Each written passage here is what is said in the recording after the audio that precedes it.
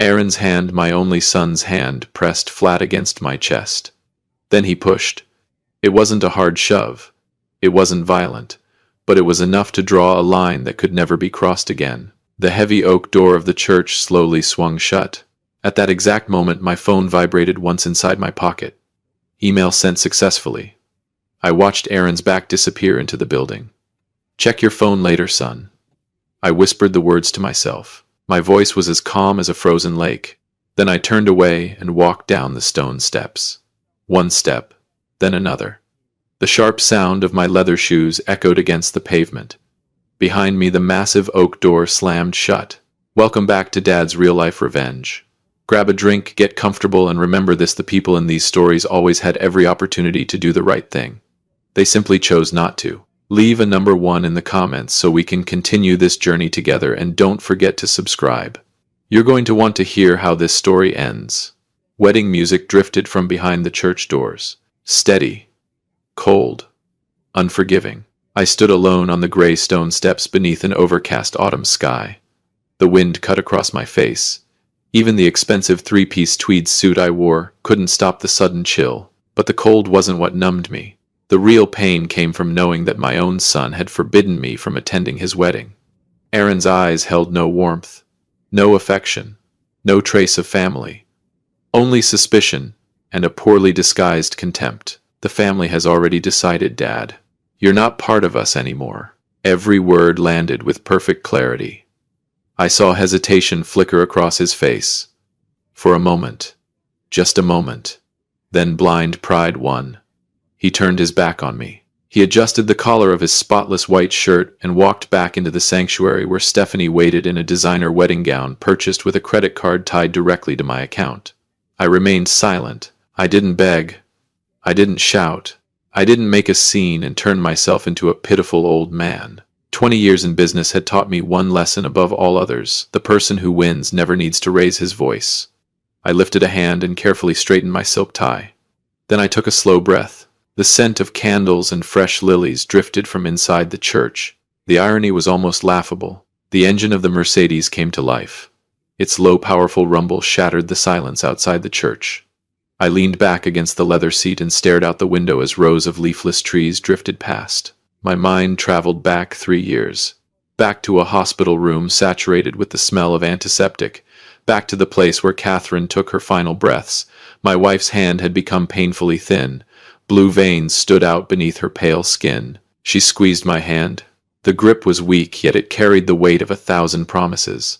Catherine looked at me through eyes clouded by illness. She was entrusting our only son to me.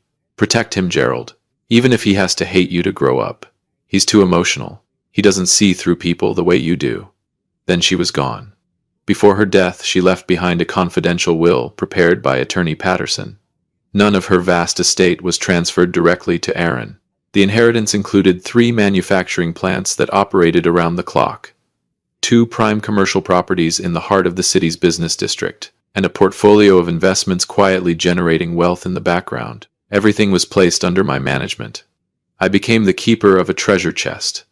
Aaron, however, believed I had stolen what rightfully belonged to him. He wanted independence. He wanted freedom.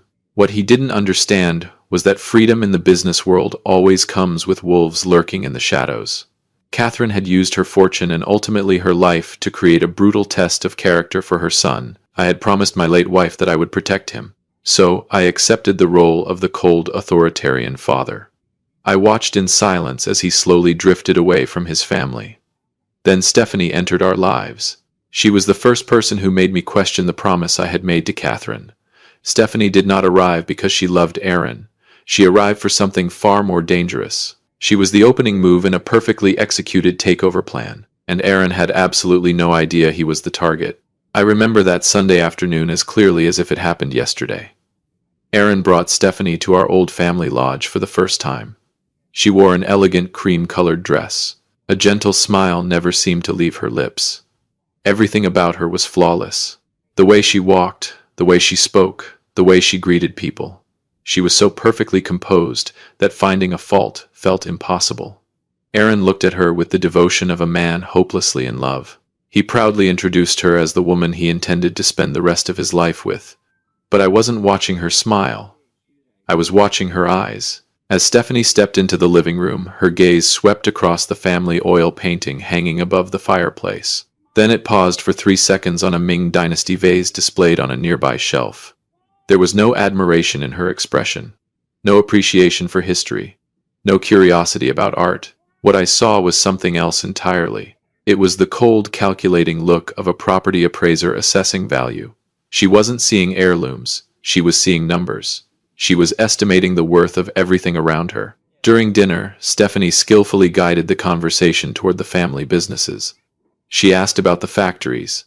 She asked about last quarter's revenue. She asked about the current ownership structure. Aaron answered every question honestly, without hesitation, without suspicion. Watching my son's innocence on full display sent a sharp pain through my chest. I set down my knife and fork. The metallic clink against the china echoed through the dining room. Cold, sharp, deliberate. Then I looked directly at Stephanie. The atmosphere at the table changed immediately. After dinner, I pulled Aaron into my study. I shut the door behind us. Then I told him exactly what I thought. Aaron, that woman isn't looking at you. She's looking at this family's bank statements. Wake up. The reaction was instant. He exploded. He accused me of being judgmental. He accused me of being selfish. He accused me of trying to control his life. What he didn't understand was that I had spent decades in business. I had met hundreds of people like Stephanie, people who wore the face of an angel while carrying the heart of a venomous snake. That night marked the beginning of the fracture between my son and me, and Stephanie noticed it immediately. She realized that I was the single greatest obstacle standing between her and what she wanted. From that moment forward, the game changed. The snake had identified its enemy, and it began releasing its poison one drop at a time, until my son was completely isolated from the only person still trying to protect him.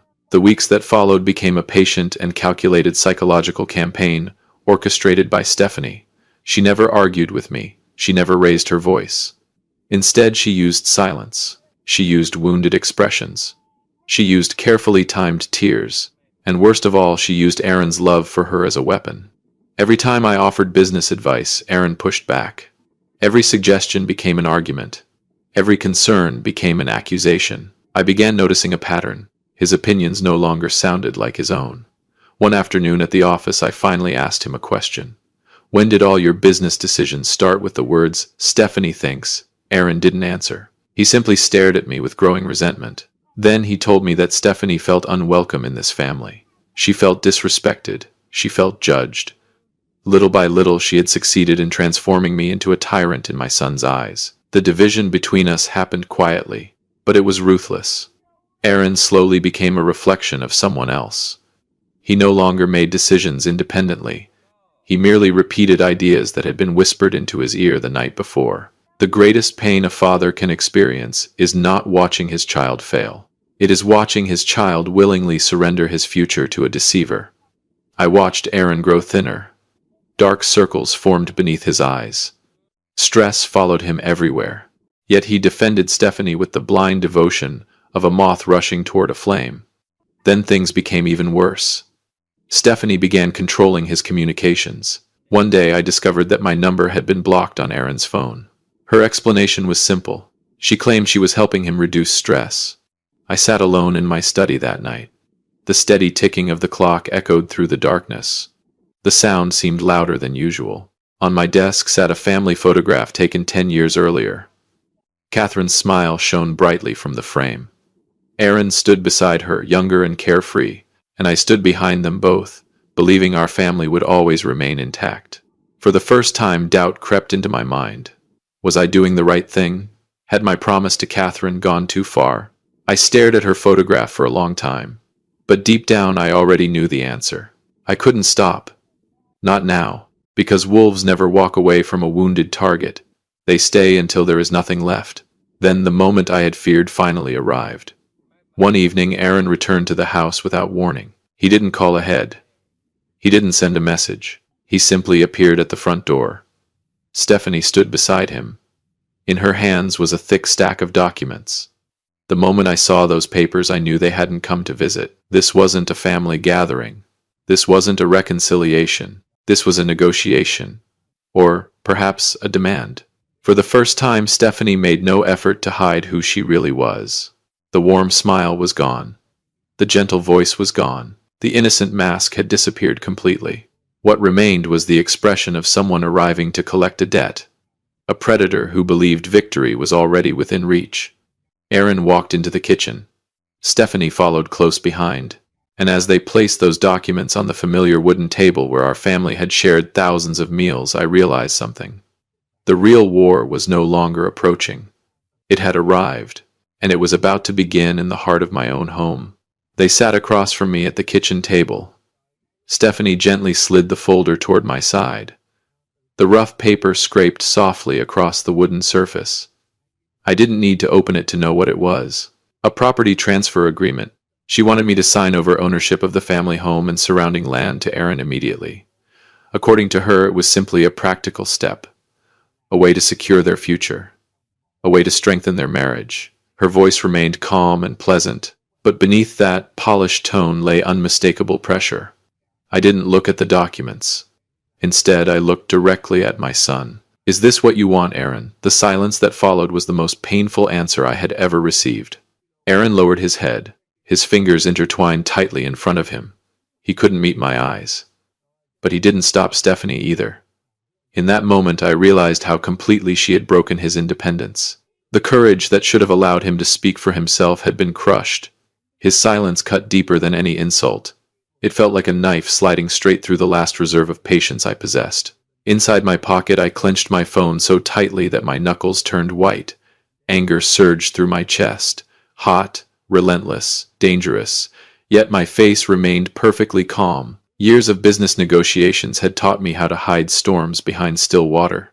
Slowly I rose from my chair. I picked up the agreement. For a brief moment, Stephanie smiled. She thought she had won. Then I walked to the trash bin beside the counter and dropped the entire contract inside.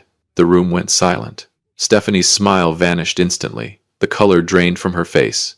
Her red-painted lips tightened into a thin line. For the first time, I saw genuine anger flash across her eyes. Aaron looked up in shock. Then he exploded. "You're being selfish." His voice echoed through the kitchen. "You care more about your property than my happiness." The words came faster after that. Sharper, crueler. Years of resentment poured out of him. Then came the ultimatum. "If you don't sign, I'm done with you." He stood up from his chair. "You'll never be part of my wedding. You'll never see me again." Beside him, Stephanie reached for his hand. The gesture was perfectly timed, perfectly rehearsed.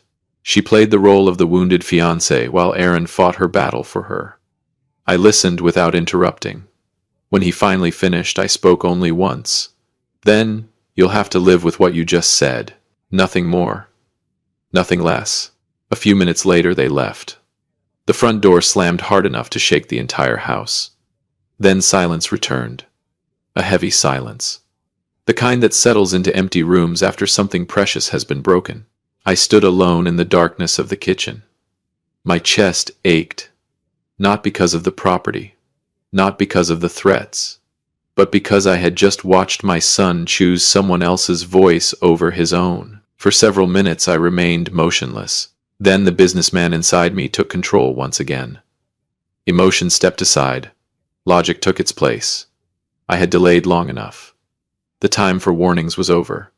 The hunter could no longer remain in the shadows. I pulled my phone from my pocket and dialed a number I had known for years.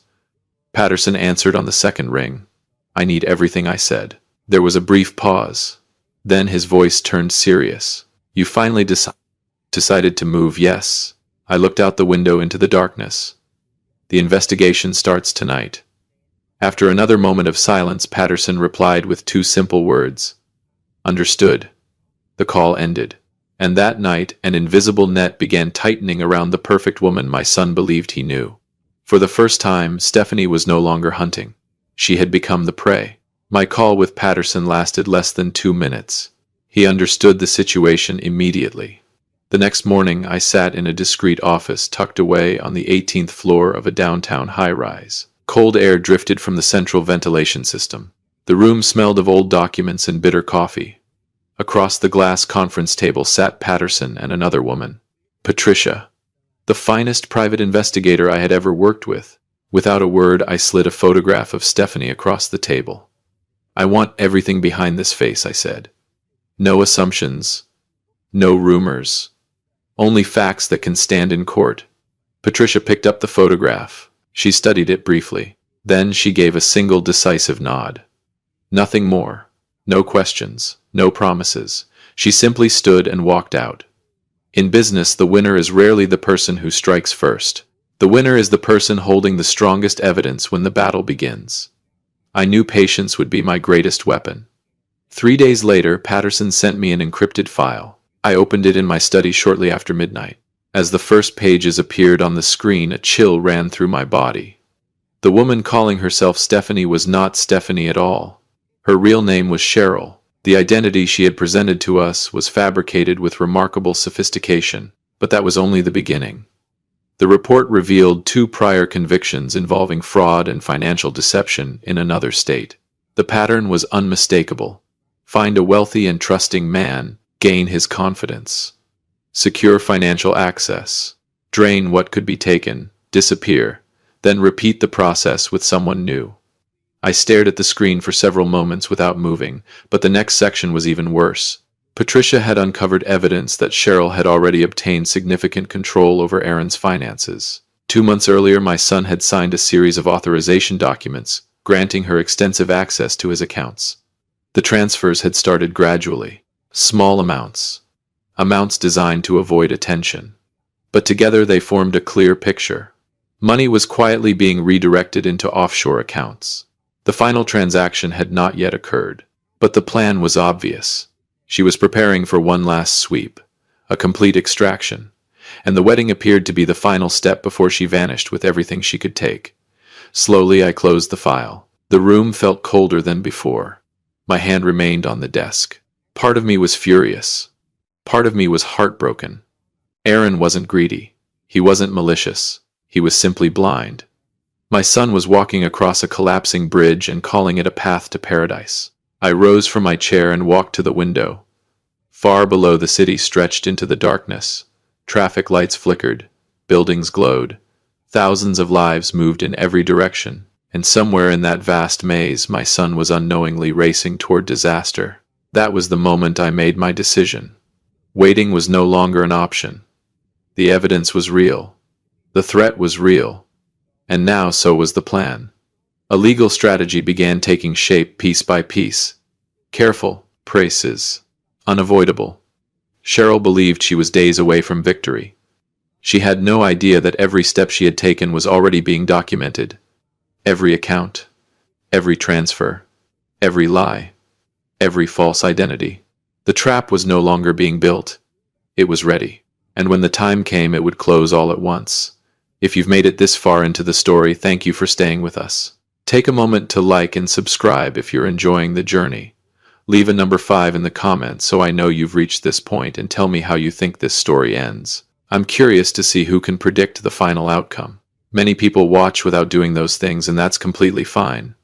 But if you choose to support the channel, it truly means a lot and helps us continue bringing stories like this to life. The case file on Cheryl, better known to my son as Stephanie, rested securely inside my leather briefcase. Every page was supported by evidence. Official investigative reports, certified court records, photographs of her standing outside a courthouse 3 years earlier, copies of financial documents, orders related to frozen accounts. Everything was documented, everything was verifiable, and most importantly, everything was impossible to explain away. I sat alone in the worn leather armchair in my living room. The house was so quiet that I could hear my own heartbeat, slow, heavy, relentless. I wasn't preparing a threat. I was preparing the truth. There is a difference. I knew Aaron too well. If I walked into the church that morning and threw the evidence in front of him, he would never believe it. Not now. Not after months of manipulation. He would assume I had fabricated everything. He would convince himself I was trying to destroy his happiness. Stephanie's influence had sunk too deep into his mind. The more I pushed, the harder he would resist. Youth has a dangerous relationship with pride. Sometimes people would rather fall than admit they were warned. No, I needed something stronger, something undeniable. A single decisive strike delivered at the exact moment Stephanie believed she had won. That evening I made one final call to Patterson. Together we reviewed every legal safeguard one last time. The ownership structures surrounding Catherine's estate had been reinforced beyond challenge. The 3 manufacturing plants were protected. The commercial properties were protected. The investment holdings were protected. Not a single dollar of Catherine's legacy could be touched. Stephanie had spent months chasing wealth that legally did not belong to Aaron in the first place. Then Patterson confirmed the second phase. The review of Aaron's joint financial arrangements was complete. The necessary legal filings were ready. Everything had been scheduled. The timing was precise. Tomorrow afternoon, 3 o'clock. The exact hour Aaron and Stephanie planned to celebrate with family and guests at the church. I ended the call and looked at the clock on the mantel. Time was running out. For months, I had given Aaron opportunity after opportunity, chance after chance, warning after warning. He had ignored everyone. Instead, he had chosen to push me out of his life. Now I had no choice but to protect him the only way I knew how. As a father, as a businessman, as a man who had spent decades recognizing danger before others could see it. That night on the eve of my son's wedding, I never went to bed. Instead, I sat at my desk, polishing an old silver pocket watch that had belonged to my father. The same watch he carried every day until the day he died. The rhythmic movement of the cloth across the silver surface helped calm my thoughts. Tomorrow, the empire of lies Stephanie had built would collide with reality. Tomorrow, the truth would arrive, and when it did, it would arrive carrying the full weight of the law. I was ready. Ready to press send. Ready to release every document, every report, every piece of evidence. Ready to expose everything. But fate had one final surprise waiting for me. Near midnight, a sudden pounding erupted from the front door. Not a polite knock, not a hesitant tap. A desperate pounding. Rapid, urgent, unrelenting. I frowned and checked the clock. Who would come here at this hour? The knocking continued, harder this time. 3 heavy blows that echoed through the silent house. Slowly, I stood from my chair. The pocket watch remained in my hand.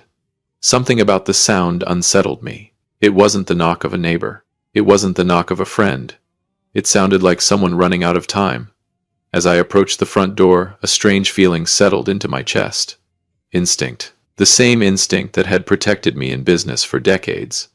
I unlocked the deadbolt, turned the handle, and opened the door.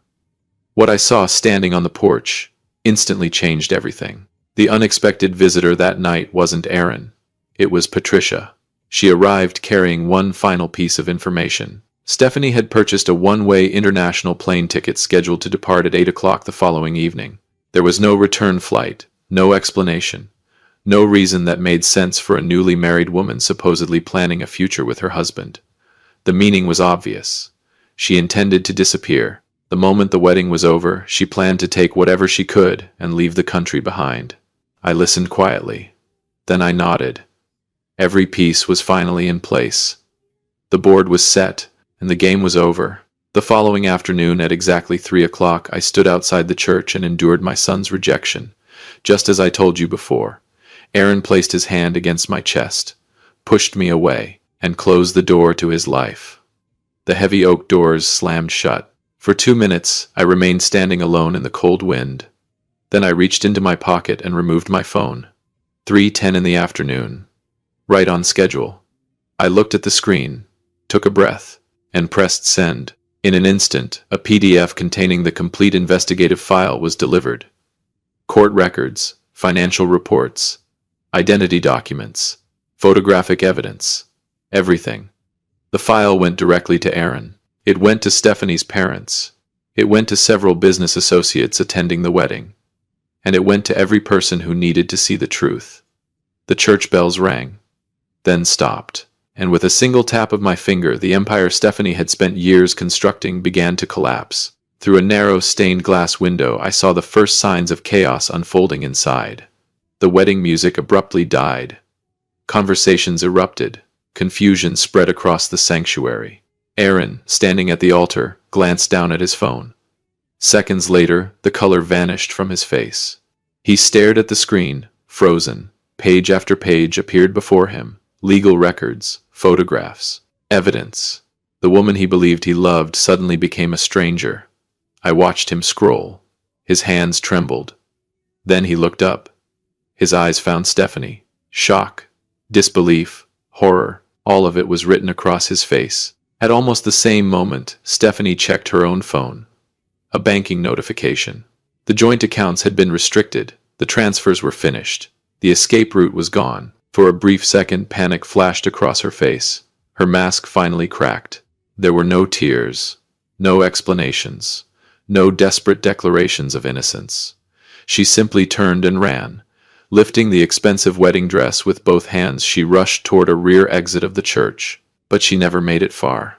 Patricia was already waiting. So were two police officers. The moment Stephanie stepped outside, they approached. The sound of handcuffs closing around her wrists echoed sharply beyond the doors. Cold. Final. Inescapable. Inside the sanctuary, the guests sat in stunned silence. Nobody understood what had happened. Yet everyone understood enough. The wedding was over. Aaron stood motionless for several seconds. Then his knees gave out. He collapsed in the center aisle. The wedding ring slipped from his fingers. It rolled across the polished floor, spinning, turning, until it finally came to rest beneath a row of empty seats, a symbol of a future that no longer existed. I could have gone inside. I could have watched every second. I could have witnessed the complete destruction of the illusion. But I didn't. I turned around, walked back toward my car, and left, because defeating an enemy was never my goal. Saving my son was. The battle against Stephanie had ended. That part was finished. What frightened me now was something else entirely. For the first time in months, Aaron would be forced to face reality. Alone. No lies. No manipulation. No one whispering answers into his ear. Only the truth. And truth can be far more painful than betrayal. As I opened the car door, one question lingered in my mind. What would happen when my son finally returned to our empty house? What would he do when he realized that everything he had sacrificed, including his relationship with his father, had been for a lie? That answer, I suspected, would be the hardest part of the story. That night, rain poured from the sky without mercy. Droplets clung to the windows like ghosts from the past, refusing to let go. I sat alone in the darkness of the old kitchen. Only a faint glow from a distant street lamp slipped through the curtains.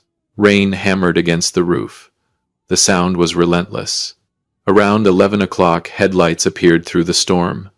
A taxi pulled into the driveway. I watched silently. A moment later, the back door opened. Aaron stepped inside. He looked nothing like the man who had stood at the altar earlier that day. His expensive gray-blue wedding suit was soaked through. Mud stained the fabric. The jacket hung loosely from his shoulders. He didn't turn on the lights. He didn't say a word. Slowly, he walked toward the kitchen table. Then his legs gave way. He collapsed onto the cold tile floor. The first sob escaped before he could stop it. Then another. Then another. The sound tore through the darkness. His shoulders shook violently. It wasn't the cry of a grown man. It was the cry of a child who had finally realized he had destroyed something precious with his own hands. I didn't rush to him. I didn't pull him into an embrace. I remained seated, still, quiet. I needed him to face this pain, to understand it, to feel every part of it. Aaron finally looked up. Tears streamed down his face. His voice was barely audible. I didn't know who she really was. I looked directly into his eyes. My answer was calm, steady. I know. A long silence filled the room. Then I spoke again. That's why I tried to stop you. The words landed harder than any accusation ever could. Aaron lowered his head. Then, like he had when he was a little boy, frightened by thunderstorms, he leaned forward and rested his forehead against my knee. The gesture nearly broke my heart. I'm sorry, Dad. The words came out shattered. I'm sorry for everything. He apologized for the insults, for the threats, for choosing someone else over his own family. He said he had lost everything, his reputation, his confidence, his future. The life he thought he was building had disappeared the moment the handcuffs closed around Stephanie's wrists. Slowly I raised my rough hand and placed it on his rain-soaked hair. For a long time, neither of us spoke. I simply sat there while my son cried. The storm outside continued. The storm inside him slowly began to fade. Eventually, the sobs became quieter, then weaker, then silence. I knew the lesson had been brutal, far more brutal than I had ever wanted.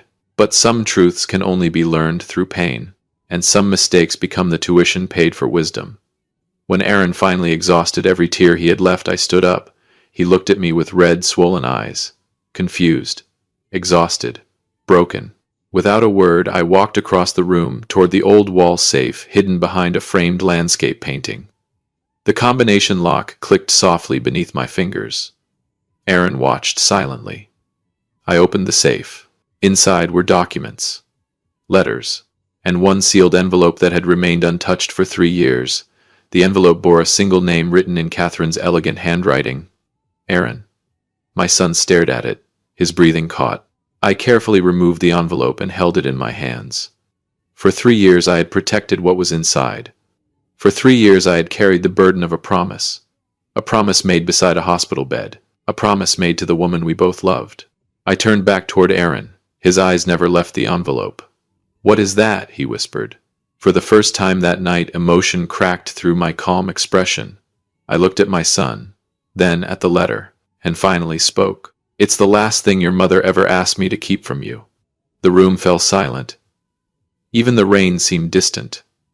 Aaron slowly rose to his feet. His hands trembled, because somehow, despite everything that had happened that day, he sensed this was different. This wasn't about Stephanie. It wasn't about money. It wasn't about betrayal. This was about Catherine, and the truth she had carried with her until the very end. A truth that was about to change the way Aaron understood his mother, his father, and perhaps his entire life. I placed a small ebony box on the kitchen table. Inside was a handwritten letter from Catherine, its pages yellowed by time. Beside it rested the master key to all 3 manufacturing plants. Aaron's hands trembled as he opened the letter. His mother's familiar handwriting appeared before him. Elegant, gentle, unmistakable. As he read, the room fell silent. Catherine had seen her son's weaknesses long before illness took her away. She knew how deeply he felt. She knew how easily his heart could be influenced. And she knew that one day he would face a choice between appearances and truth. In her letter, she explained that the family fortune was never meant to be a privilege. It was a responsibility, a burden that could crush a person who was unprepared to carry it. She wrote that the inheritance would only truly belong to Aaron when he learned how to see through deception, recognize character, and place family above wealth. Every word seemed to strike directly at the wounds he carried. By the time he reached the end of the letter, tears were falling again. But these were different tears. Not tears of despair, not tears of humiliation. These were tears of understanding. Slowly, Aaron folded the letter. Then he stood. For a long moment, neither of us spoke. Finally, he looked at me. For the first time in years, there was no resentment in his eyes. No anger, no suspicion, only respect. The kind of respect a son gives a father after finally understanding the sacrifices that were made for him. Without a word, I handed him the master key. He accepted it carefully, as though he understood its true weight at last. The following morning, Aaron surprised everyone. The expensive designer suits disappeared. The luxury watches disappeared. The polished image he had spent years building disappeared with them. Instead, he arrived at the factory wearing a worker's uniform. No special treatment. No executive office. No shortcuts. He walked through the production floor as a student rather than an owner. He shook hands with employees he had never bothered to know before. He listened more than he spoke, and for the first time in his life he was willing to learn from the ground up. The circle had finally closed. The lost son had truly come home. Thank you for joining us on Dad's Real-Life Revenge. If this story resonated with you, share your thoughts in the comments and subscribe so you don't miss future stories and lessons. We'll see you again in the next video. Before you go, remember this: never waste your energy trying to prove your worth to people who refuse to see it. Use that energy instead to gather facts, protect what matters, and stand firm when the people you love need you most. That was the greatest lesson I wanted my son to learn, and perhaps it is the lesson I would offer to you as well. Kindness without wisdom is often an invitation to be exploited. Stay observant, stay calm, protect your family with both compassion and good judgment, because in life a strong heart is valuable. But a strong heart guided by wisdom is truly priceless.